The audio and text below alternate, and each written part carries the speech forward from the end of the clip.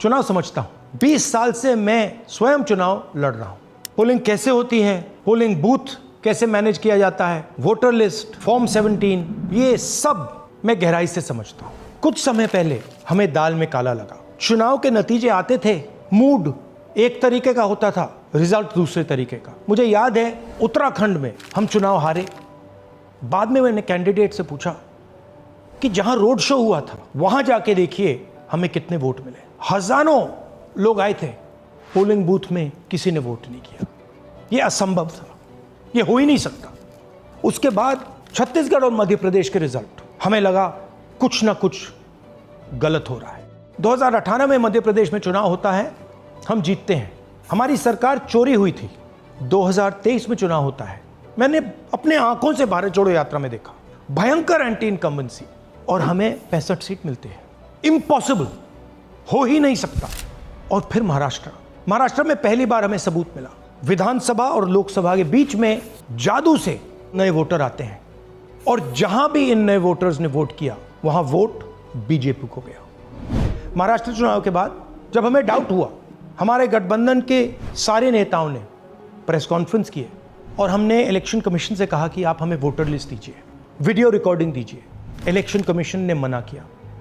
ना उन्होंने हमें वोटर लिस्ट दी और ना उन्होंने वीडियो रिकॉर्डिंग दी।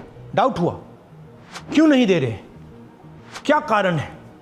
तो हमारे दिमाग में सवाल उठा, क्या इलेक्शन कमीशन बीजेपी की मदद कर रहा है? क्या इलेक्शन कमीशन ही इलेक्शन को चोरी करवा रहा है? इसके बाद हमने एक टीम सेटअप की और हमने उन्हें कहा कि आप जाइए, एक कंस्टिट्यूएंसी भी जाके ढूंढिए, सच्चाई ढूंढिए, किस प्रकार से चीटिंग की जा रही है, किस प्रकार से यह काम किया जा रहा है और कौन कौन इस काम को कर रहे हैं। सबसे महत्वपूर्ण बात यह है कि इलेक्शन कमीशन डिजिटल डेटा नहीं देता है, फिजिकल डेटा देता है। मतलब लाखों कागज में वोटर लिस्ट दे देगा, मगर डिजिटल वोटर लिस्ट किसी को कभी नहीं देता है। क्यों नहीं देता? कारण क्या है? कारण है कि अगर डिजिटल डेटा मिल जाए तो इलेक्शन कमीशन की सच्चाई पूरे देश को पता लग जाए।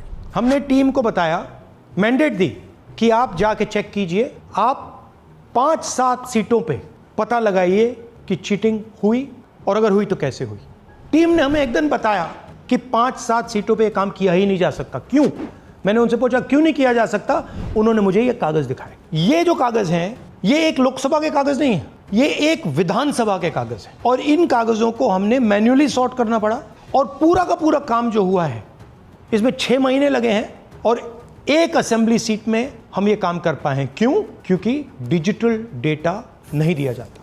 अगर इलेक्शन कमीशन ने हमें डिजिटल डेटा दिया होता तो हम ये कार्रवाई पूरे देश में, हर लोकसभा में, हर विधानसभा में 15 मिनट में करके दिखा देते। हमारे पास अनलिमिटेड रिसोर्सेज नहीं है, इसलिए हमने ये रिसर्च सिर्फ एक लोकसभा में, एक विधानसभा सीट में की। मगर मुझ में अब पूरा भरोसा है कि ऐसी 100 से ज्यादा सीटें हैं हिंदुस्तान में। जो यहां हुआ है उन सीटों में भी हुआ है। और याद रखिए, अगर बीजेपी को 10-15 सीटें कम आती तो आज नरेंद्र मोदी प्रधानमंत्री नहीं होते, इंडिया गठबंधन की सरकार होती। जांच ने 5 तरीके की चोरी पकड़ी है। डुप्लीकेट वोटर, जिसका मतलब एक वोटर के नाम वोटर लिस्ट में अनेक जगह आ रहे हैं। फेक एड्रेस, मतलब एड्रेस है ही नहीं या फिर हाउस नंबर 0।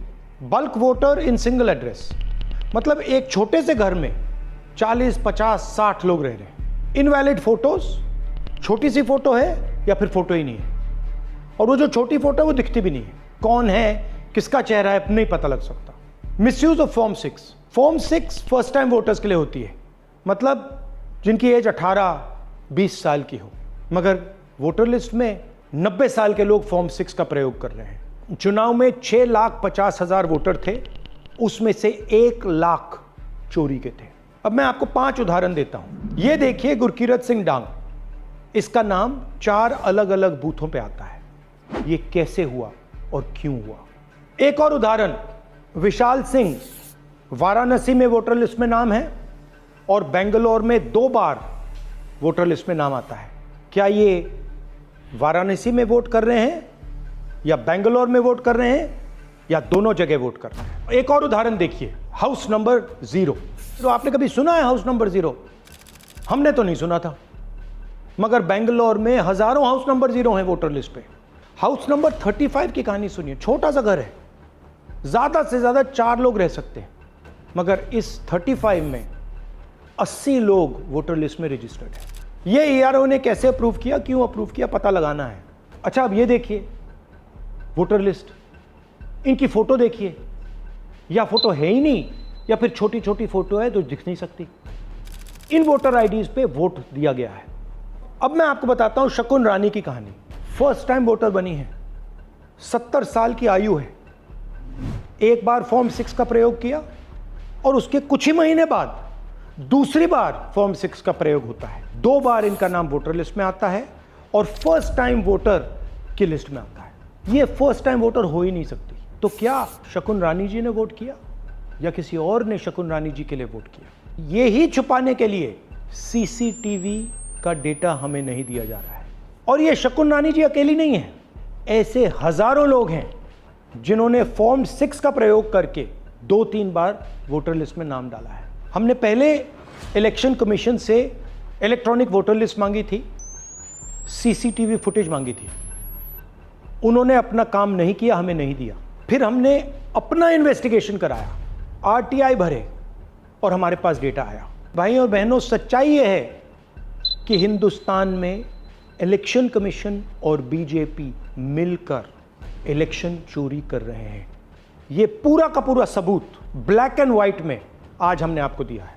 इलेक्शन कमीशन जानता है कि हमने उनकी चोरी पकड़ ली है, इसीलिए एसआईआर आया है। ये एसआईआर जो है इंस्टीट्यूशनलाइज चोरी है। इलेक्शन कमीशन खुलकर बिना डरे बीजेपी के साथ मिलकर चोरी कर रहा है। और ये जो एसआईआर है, इसका लक्ष्य गरीबों का जो हक है, उनका वोट जो है, उनसे चोरी करने का है। मैं आपको एक और बात बताना चाहता हूं। इस पूरी इन्वेस्टिगेशन में हमने वोटर एडिशन को देखा है, मगर जितना एडिशन होता है शायद उससे ज़्यादा डिलीशन होता है, सब्ट्रैक्शन होता है। तो ये सिर्फ एक मेन तरीका हमने पकड़ा है, दूसरे तरीके पे हमने इन्वेस्टिगेशन की ही नहीं है अभी। मैं इलेक्शन कमीशन और इलेक्शन के ऑफिसर्स को साफ कह रहा हूं, आप जो कर रहे हो गलत कर रहे हो, ये ट्रीजन है, देश के खिलाफ है। ये मत भूलिए, टाइम आएगा हम आपको पकड़ेंगे, बचने वाले नहीं हो। It is critical that we expose voter चोरी।